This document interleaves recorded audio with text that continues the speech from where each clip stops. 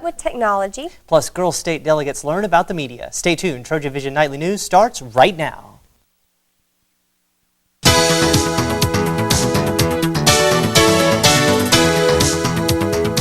From the campus of Troy University, this is Trojan Vision Nightly News.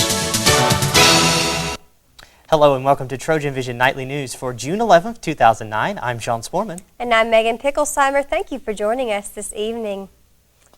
Well, the wait is over and the time has come for television stations to switch completely to digital broadcasting. Lydia Matrevsky tells us more about the big switch.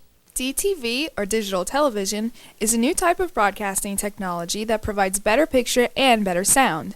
In 1996, Congress authorized the distribution of an additional broadcast channel to TV stations so that they could start a digital broadcast channel while continuing their analog channel. Congress set February 17, 2009 as the day that television stations would no longer broadcast analog signals. However, Congress delayed that switch yet again to Friday, June 12, 2009. So by law, the analog transmitters go away. The digital transmitters are the only things that are going to be left. So TV stations are going to be happy because they're going to cut their power bill in half. The reason for this switch is to free up parts of the broadcasting spectrum for public safety communications such as police and fire departments. This big switch transition will not affect a vast majority of the population because they already have televisions that are compatible to a digital signal. If you are not using cable television or satellite television system, if you're running off of an antenna and you do not have a digital TV set or the converter, you're going to be looking at a lot of snow tomorrow. For those that have a television that can only receive an analog signal, they can either buy a DTV converter box, buy a TV set with a built-in digital tuner, or subscribe to cable or satellite.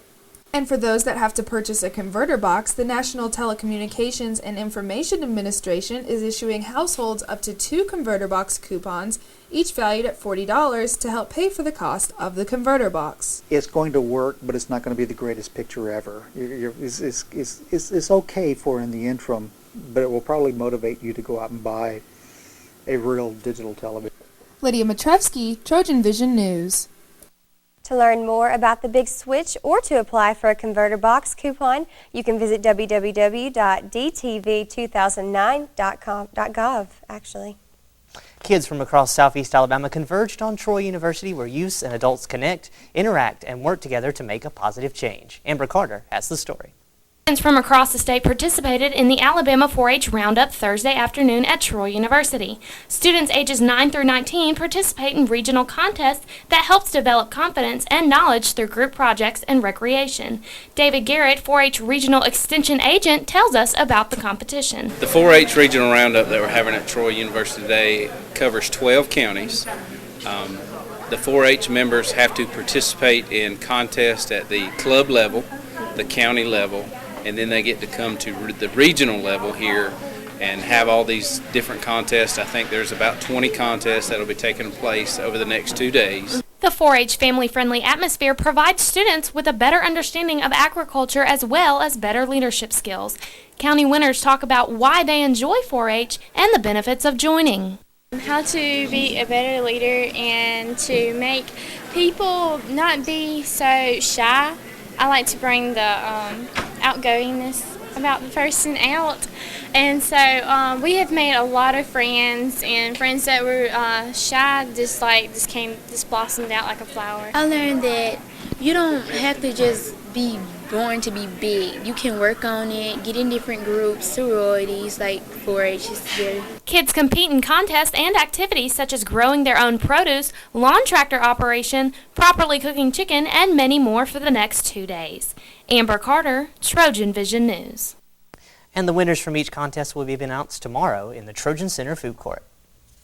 All this week, delegates to Alabama Girls State have learned lessons about government and politics. They were educated on what role the media plays in the political world. Megan Branham has the story.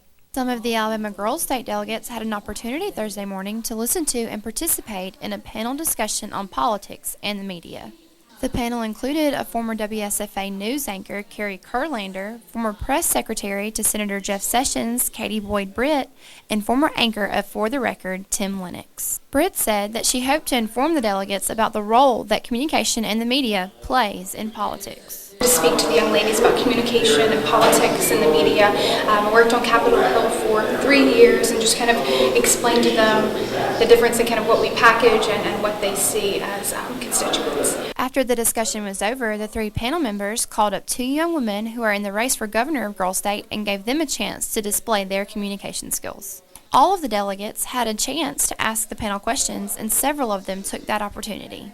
Britt emphasized that one of the most important things today is to remember that everything we do is communication, and that the delegates need to be mindful of what they put on the internet with Facebook pages and blogs. That everything that you do is communication, and just to be really mindful of the things that you put on Facebook, the things that you tweet about, whether you have a blog or anything of that nature, to make sure that you are putting information out there that you want others to have. Megan Branham, TrojanVision News.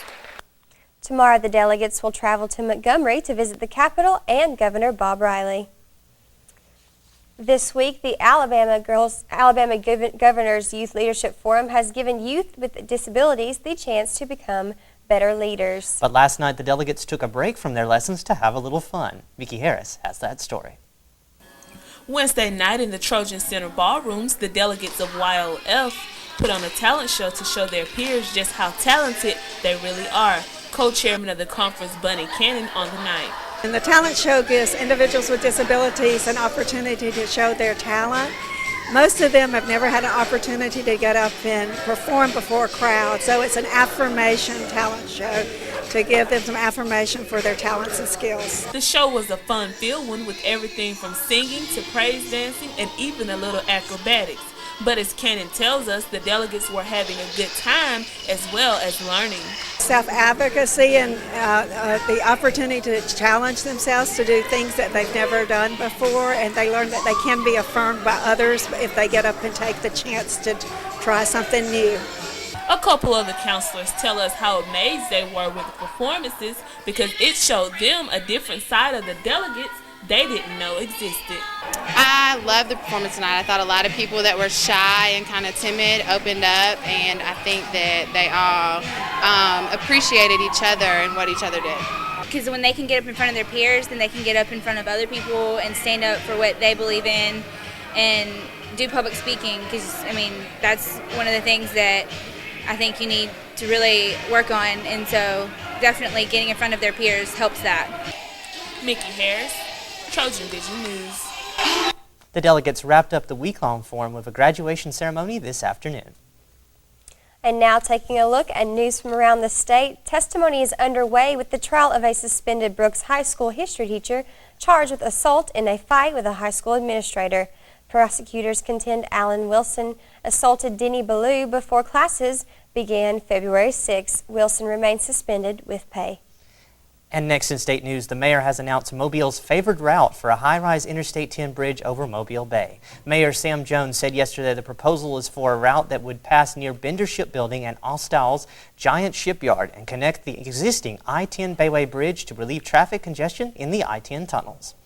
And last in state news, the state deputy fire marshal says prank calls for fires and fire alarm checks at hotels and motels in Alabama have led to thousands of dollars in damage. He says a call to a Gadsden hotel recently led to about $12,000 in damage when the sprinkler system was activated. And still to come on TrojanVision Nightly News, Trojan track athletes make it to the national championships. How are they faring? Brittany Gooden will be in with sports with all the details. Plus, a basketball camp is being held on campus. Could we be seeing some future Trojans from this group?